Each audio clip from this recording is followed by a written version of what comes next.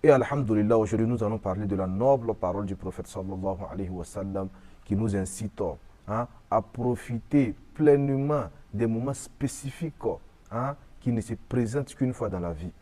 Dans l'un des hadiths du prophète sallallahu alayhi wa sallam, d'où il nous dit de profiter de 5 choses avant 5 choses. Le prophète sallallahu alayhi wa sallam nous dit de profiter pleinement de notre jeunesse avant notre vieillesse. La profitation de la jeunesse ne réside pas à dire que c'est ma jeunesse, alors je fais ce que je veux. Non, elle est le fait d'accomplir ce qu'Allah subhanahu wa ta'ala et son prophète sallallahu alayhi wa sallam veut. Car l'adoration d'un jeune est mieux et favorable chez Allah subhanahu wa ta'ala que celle d'un vieux. Parce que le jeune est dans son moment de tentation, d'où toute chose est tentative à côté de lui. Pourtant, le vieux, lui, il a déjà fait sa jeunesse. Lui, la tentation est un peu loin de lui, contrairement aux jeunes. La deuxième chose, le prophète sallallahu alayhi wa sallam nous dit de profiter de notre santé avant notre maladie. La santé est la chose la plus précieuse que nous négligeons. Pourtant, si tu es tombé malade, même si tu as tellement de richesses, tu ne penses même pas à toutes ces richesses, à tous ces bienfaits que tu as à côté de toi. C'est seulement la santé qui est ta focalisation. La santé qui est ta priorité. Et la troisième chose que le prophète sallallahu alayhi wa sallam nous incite à profiter est la richesse. La richesse, il faut en profiter quand tu en as, puisque tu pourras en ne pas avoir. Il faut en profiter pour faire les bonnes actions avec. Il faut prendre ton argent pour chercher l'au-delà avec. Nous demandons à Allah subhanahu wa ta'ala de nous aider à chercher l'au-delà avec ce que nous on a.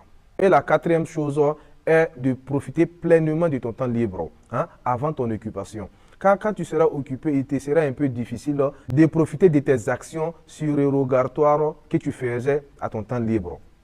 Et la cinquième qui est la dernière est la profitation de la vie avant ta mort.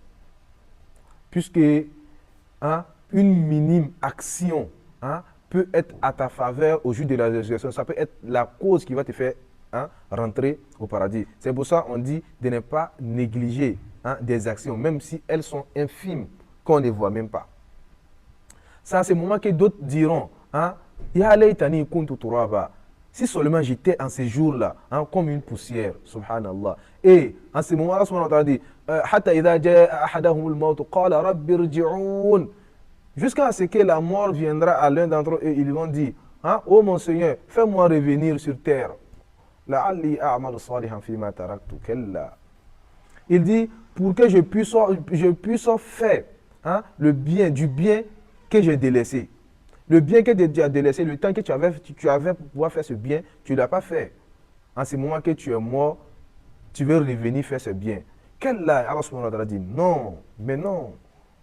Donc, nous demandons à Allah subhanahu wa ta'ala de nous aider d'accroître notre foi et de nous aider à accumuler ces bonnes actions et de nous faciliter la route vers le paradis al-Firdaus. Wassalamu alaikum wa rahmatullahi wa barakatuhu.